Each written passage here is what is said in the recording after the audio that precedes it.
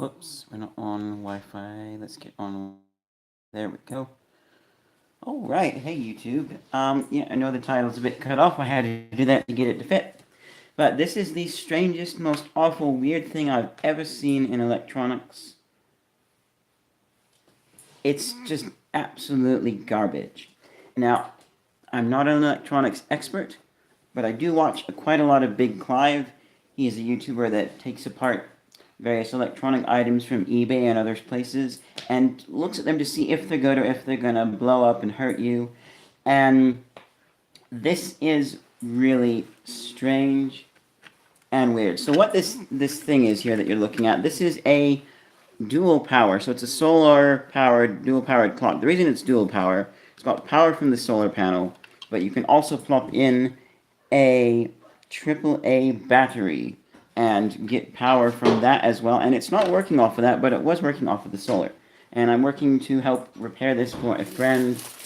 And in fact, opening it up, we have these two batteries here that are the solar rechargeable batteries. These are some TMK NIMH nickel metal hydride AAA batteries, 650 milliamp hours. That seems somewhat small. I don't know exactly when this came out, how much it cost her, or I looked online and I found ones that look just like these, but they are like promotional type. You can have your logo stuck onto these. I have this. Oh, no, that has come off again. I am going to have to strip that back a bit and resolder it. That connection is horrible. But here's the absolutely horrible thing that I've seen that Clive would just be like, my goodness. So the main point is it was working off of solar. Now it's not, but I'll fix that. It wasn't working off of this, and so I'm probing around with my cheap multimeter here, continuity mode. Well, I did do a DC volts test. I set it to the 200 millivolts, I think that is, and I tested the solar panel, and I did get some stuff coming off of it to confirm that was working, which we know. But I needed to figure out exactly how, if the battery is actually making contact with everything else. So before, it was just open like this, and I didn't have those two pieces separated.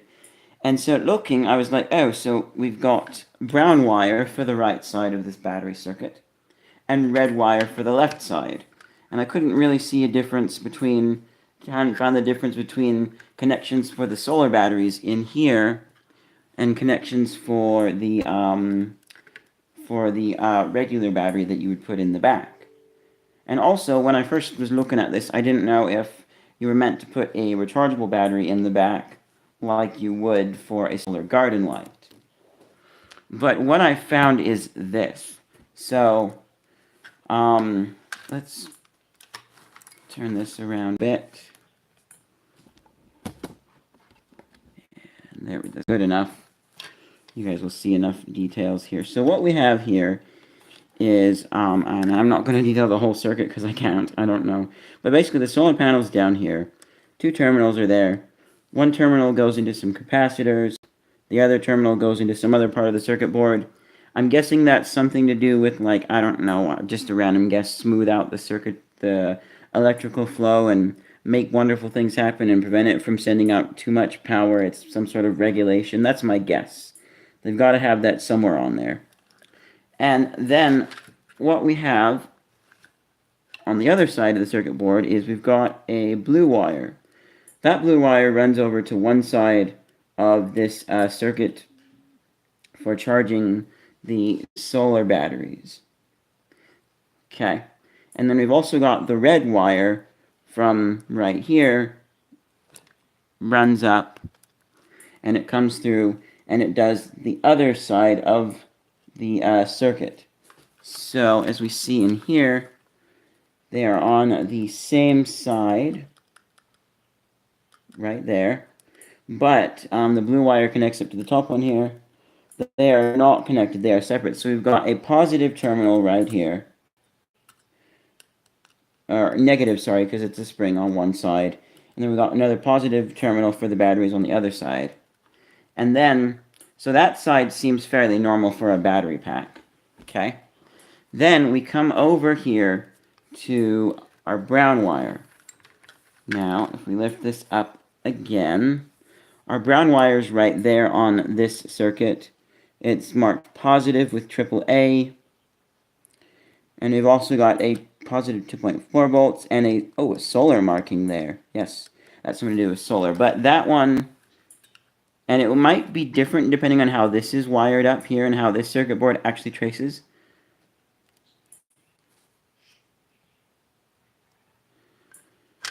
Which I think it actually might be fun to try and trace that out, but I don't want to. I don't have time. I've got a million other projects I'm doing that are more important.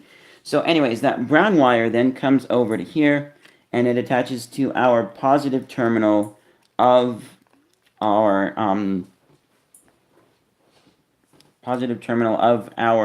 battery that is user-friendly replaceable. So now, where does the negative spring terminal of our user-friendly replaceable battery go? Well, that's this yellow wire here.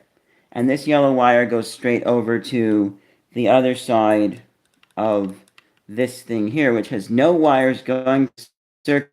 So our user-friendly replaceable battery is entirely dependent on these two things still working and functioning and passing current through them. So if these things ever completely stop working, which I don't know if that just means really low charge capacity, which they are, I don't know if that affects it, or if they'll always pass a continuity through them, even being absolutely low. I don't know that electronic with magic. But it's dependent on those things still being in and working. And then even worse, they were in a good configuration. They were in a good spot. But let's say for some reason this thing gets bumped and they somehow fall out of place just a bit because there's just enough wiggle room that they don't stay in and make conductivity. Well, absolutely horrible, because then you don't have connection to the battery on the back. Now, I don't know if that's the case. I'm guessing this blue wire, because it's fallen off, is problematic, so I'm going to have to strip it back a little bit and resolder it back on. I'm also just testing, yes, I do have continuity with these batteries, so I assume that batteries will always have continuity. That's just a guess.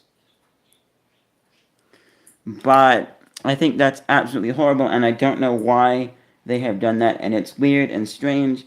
And I've seen some weird and strange things that Clive has looked at that, with the little bit of knowledge that I have and the way he explains them, it makes sense. Like, recently he looked at an emergency light bulb. It's like you screw it into your light, and it has a battery inside that charges up. So when the power's on, it works with the light switch on and off. And when the power goes off, it detects the light switch connections being bridged and still works with the light switch on and off. It just runs on its own battery.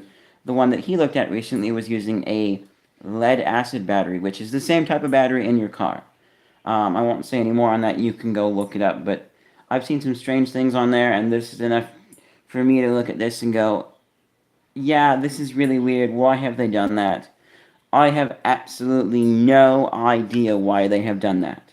So I'm going to strip this and fix the connection, and then do some more testing, and maybe I'll fix it. And I'm also going to try and juice these up and put some brand new batteries inside and see if maybe that helps the solar side of it too. But this is weird and this is strange and makes absolutely no sense whatsoever why they have done that. If you liked this video, leave a like. See you guys in whatever's next. Don't forget to get subscribed. And if you want to see me do more circuitry stuff like this, then check out the first episode of High Quality. That's something there will definitely be more of. But this is not mainly an electronics channel. See you guys later.